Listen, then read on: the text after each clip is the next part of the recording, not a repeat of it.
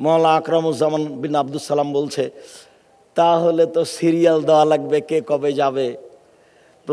প্রধান উপদেষ্টার কাছে গেলে তাহলে যদি কেউ কাউকে বলা লাগে তাহলে সিরিয়াল দেওয়া লাগবে। ও তো মজাক করে বলতে পারে, বলেছে। আর আমরা তো এই কথা পড়ি না, ও দেখিও না হিসাবে। আর আমি তো দেখতেই পারি না, আমার কাছে মোবাইলও নাই। সেটাই সবচেয়ে ভালো হয়েছে। তো এখন কথা শেষ করে দেওয়ার পালায় আসি। বদনাম আর গীবাত আর হিংসা করতে হবে না। এই মানে প্রতিশোধ নিবেনই না, খালি জীবনটা ওলা ফিরেন না, খালি মাপ। আচ্ছা যাক, যা করেছে করেছে, খালি মাপ। আচ্ছা ঠিক আছে, যাক, যা করেছে করেছে। প্রতিশোধ নিয়ে কি হবে? ক্ষমতা দেখিয়ে, দলীয় দাপট দেখে কি হবে? ১৫০০ বছর পরেও তো ফেরাউন কি হয়েছে? ডুবে গেছে। ও তো 1 মিনিটও সময় পায়নি। আমাদের নেত্রী তো ৪৫ মিনিট সময় পেয়েছিল। আমাদের নেত্রী কতদিন পেয়েছিল? ৪৫ মিনিট। বলে সময় ৪৫ মিনিট, দেশ ছেড়ে দিতে হবে। তো ৪৫ মিনিটের পরে ছেড়ে দিয়েছে, ৪৫ মিনিটের আগেই।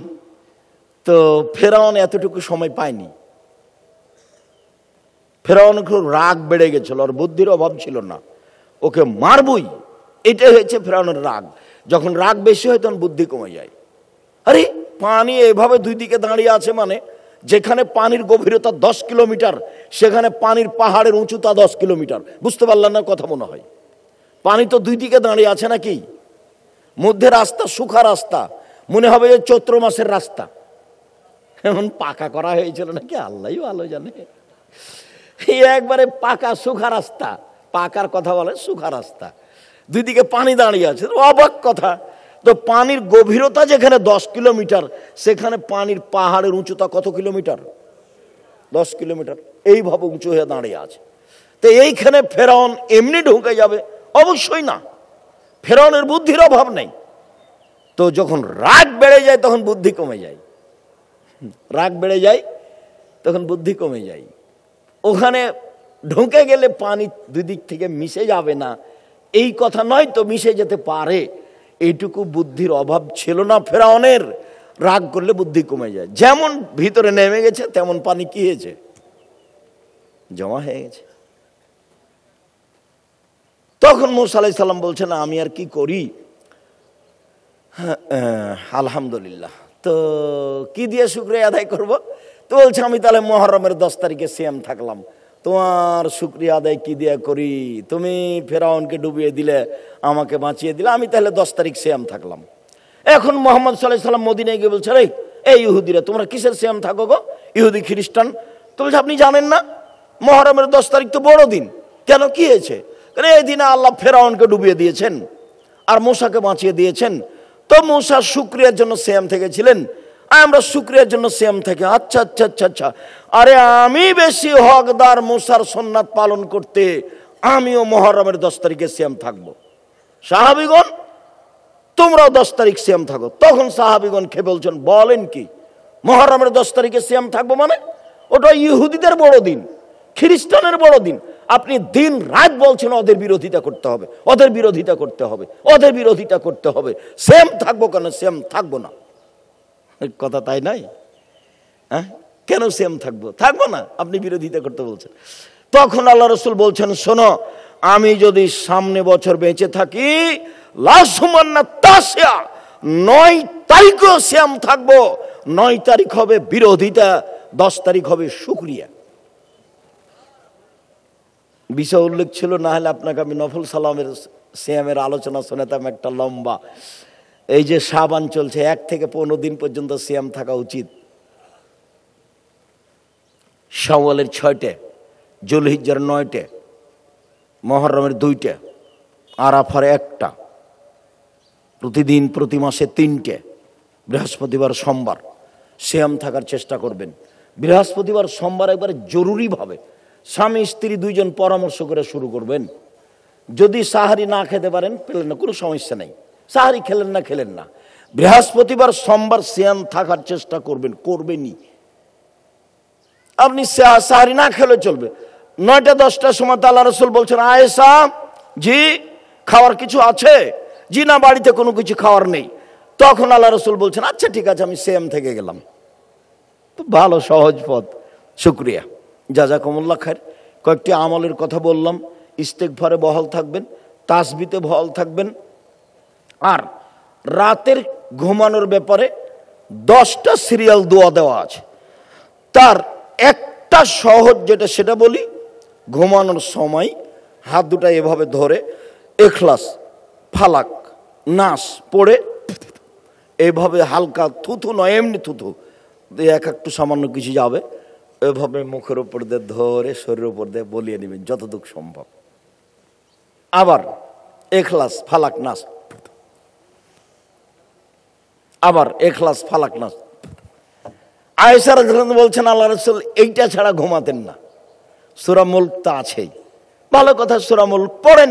যদি পড়তে পারেন নিয়মিত রাতে, তাহলে কবরের শাস্তি হবে না। 3 শ্রেণী না 4 শ্রেণীর মানুষের কবরের শাস্তি হয় না। 1, পেট ব্যথায় মরে যে। 2, জুমার দিন মরে যে। 3, সূরা মুলক পড়ে যে। আরেকটা কি আছে? শহীদ হয় যে। শহীদ হয় যে ওই এ বইয়ে দেওয়া আছে, উপদেশ বইয়ে দেওয়া আছে কোন জায়গায়। তো 4 শ্রেণীর মানুষের কবরের শাস্তি হবে না, তার 1 শ্রেণীর সূরা মুলক। এই কিছু আমলে অভ্যাসী থাকবেন, বিনীত অনুরোধ, জরুরি অনুরোধ। আর শেষের যেটা সেটা হলো বদনাম করা হবে না কারো। খুব চেষ্টা করবেন, খুব চেষ্টা চলেই আসে, খুব চেষ্টা চলেই আসে। আর হিংসাই এমনিতেই তৈরি হয় ধীরে ধীরে, যে আমার আর আপনার দোকান আছে, তো তো আপনার দোকানে খালি মানুষ আসে আর জিনিস নেই, আসে আর জিনিস নেই। আর আমি মনে মনে বলি আমার কাছে তো আসে না, থাম না, যদি একবার আসে তা আমার কাছে এসেছে। তখন আমি বলছি ওই দোকানে যাও কেন? জানো না যে 10 টাকা জিনিস 20 টাকা ধরে? দেখেন, ও দেখতে দিদি হিংসা জন্ম নিয়েছে, এরই নাম হিংসা। আল্লাহ রাসূল বলছেন সবচেয়ে স্বচ্ছ পরহেজগার মানুষ, মানুষের মধ্যে সবচেয়ে ভালো মানুষ কে? 1, পাপ নেই যার। আরে পাপ নাই মানে পাপ হলেই ক্ষমা চাই, যে পাপ নাই তার। 2, সীমা লঙ্ঘন নেই যার। তো সীমা লঙ্ঘন কি?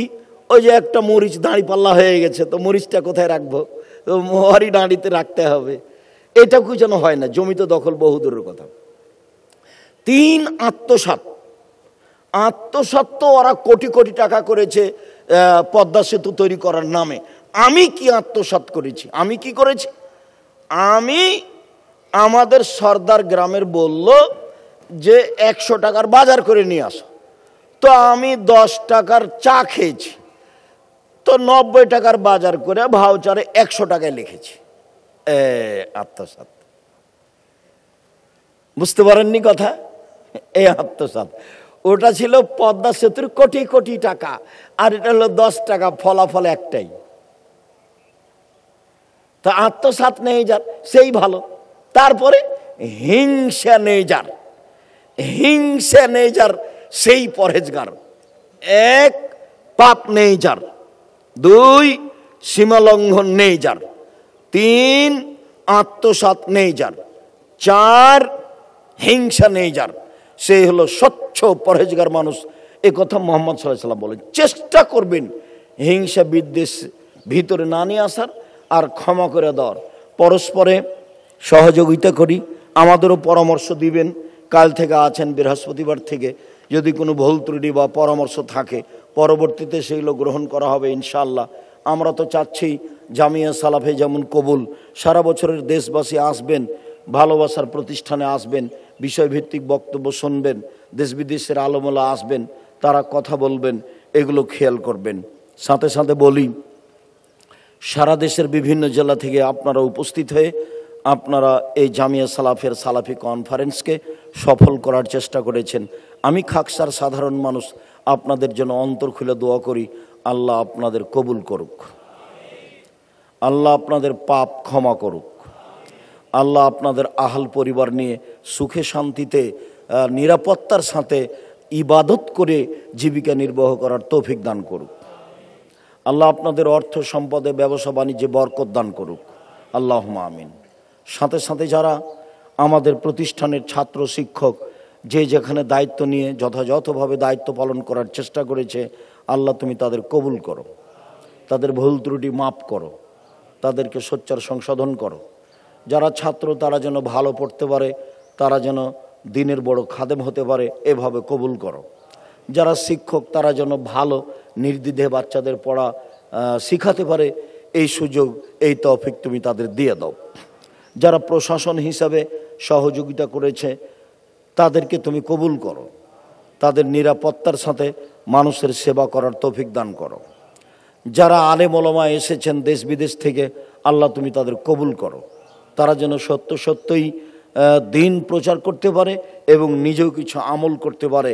সবচেয়ে খারাপ মানুষ ওই যে মানুষকে বলল কিন্তু নিজে আমল করলো না, এটা খুব খারাপ। সবচেয়ে ভালো মানুষ আলেম, সবচেয়ে খারাপ মানুষ আলেম। জাহান্নাম উদ্বোধন হবে মাওলানা সাহেব দিয়ে, তো এটা কথা কি সহজ কথা হলো? হাদিস তো বুখারী মুসলিম।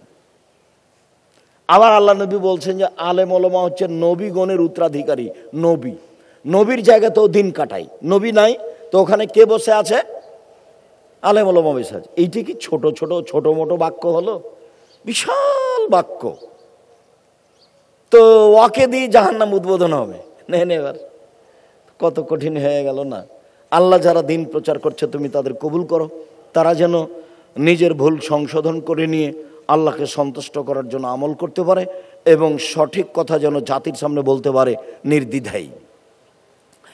এহসান এলাহি ছেলে এই ইবতেসেম এলাহি জহির, এই কিন্তু করোনার 5 পয়সা দাম দেয়নি সারা পাকিস্তান জুড়ে। আমি তো খোলা মাঠে ঈদ করার চেষ্টা করতে পারিনি, কেননা আমরা তো জামিয়া সালাফের মাঠে ঈদ করি। তা আমি করোনার 5 পয়সা দাম দিইনি। জামিয়া সালাফের মসজিদে 5 জন সলাতে মসজিদ হয়নি, সব ছেলেরাই সলাত আদায় করেছে যারা ভিতরে থেকেছে। তো এখন ছাত্র তো থাকতে পাবে না প্রতিষ্ঠানে। তখন আমি বলেছি এতিমেরা কোথায় থাকবে?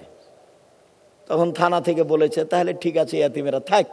এই এতিমেরা যখন আছে তখন বলছি তাহলে যারা কোরআন পড়ছে ভুলে যাবে, তাহলে ওরাও থাক।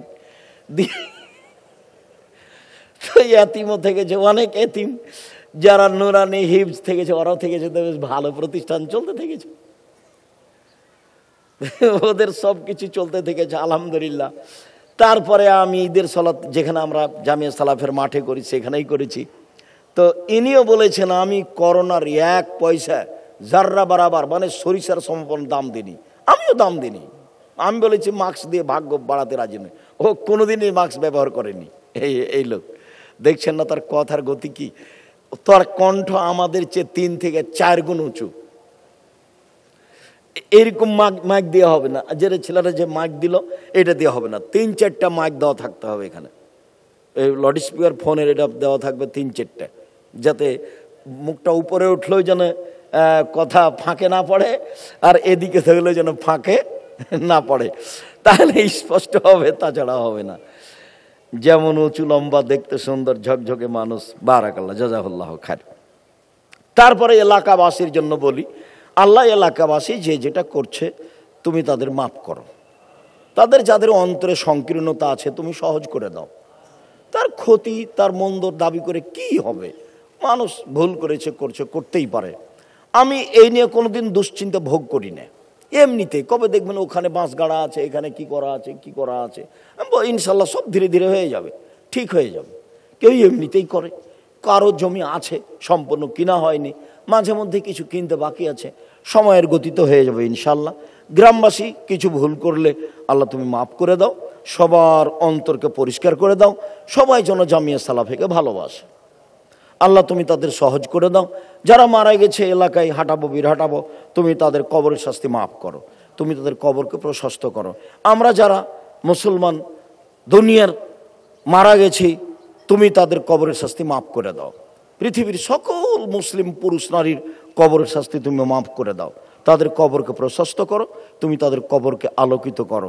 তুমি আমাদের জামিয়া সালাফিকে কবুল করো, তুমি আমাদের সালাফি কনফারেন্সকে কবুল করো, এবং প্রতি বছর বাৎসরিকভাবে মানুষকে এসে একটু প্রতিষ্ঠানটা দেখার এবং বিষয়ভিত্তিক বক্তব্য শোনার এবং একটা ভালোবাসা প্রকাশ করার তুমি তৌফিক দান করো, আল্লাহুম্মা আমিন। আর কালকে যখন কথা শেষ করছিলাম তখন একটা কথা আরও বলার ছিল, সেটা ভুলে গেছি। এমনিতেই আমার নাম্বারটা যেটা, সেইটা হলো পার্সোনাল বিকাশ। আগে যেটা ছিল 67 ওটা এখন নগদ আছে, পার্সোনাল বিকাশটা বন্ধ হয়ে গেছে। আর যেটা 01773 যেটাতে আছে 235 শেষে 235, এটা হলো পার্সোনাল বিকাশ। আর অ্যাকাউন্ট নাম্বার সব জায়গাতেই থাকবে, আছে কোথাও ইসলামী ব্যাংকের অ্যাকাউন্ট নাম্বার আছে, আল জামিয়া সালাফিয়া জেনারেল ফান্ড, তারপর আল জামিয়া সালাফিয়া জাকাত ফান্ড, বাইতুল হাম জামে মসজিদ কমপ্লেক্স ফান্ড, তারপর নেবরাস কল্যাণ এতিম ফান্ড। এইভাবে 4-5টা ফান্ডের নাম উল্লেখ করে যেখানে সেখানে দেওয়া আছে। আপনি সহযোগিতা করবেন, আপনার ভাই বোন সবাইকে বলবেন। রমজান কাছাকাছি আসছে, রমজানে মানুষ সহযোগিতা করে, এই পয়সা দিয়ে কিছু জমি কিনা হয়, কিছু ঘর বাড়ি করা হয়, এভাবেই চলছে। আল্লাহ তুমি আমাদের পথকে সহজ করে দাও, আমাদের ভুল ত্রুটি মাফ করো, আমাদের ভুল ত্রুটি ক্ষমা করে দিয়ে তুমি জামিয়া সালাফিকে কবুল করো।